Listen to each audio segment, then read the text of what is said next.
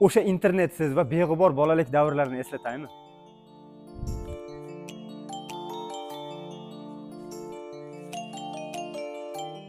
Agar buni nomini eslagan bo'lsangiz, kommentariyada yozib keting. Mana shu narsa qo'limizda bo'lishini bolalikda kerak bo'lsa orzu qilganmiz.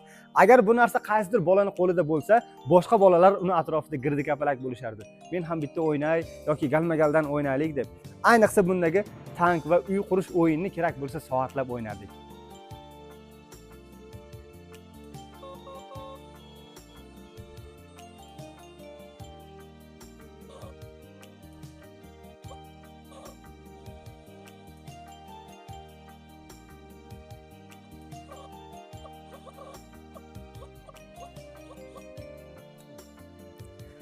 Agar oz bo'lsa-da bolaligingizni eslatgan bo'lsam, bitta like bosib do'stlaringizga yuborib qo'yish esingizdan chiqmasin azizlar.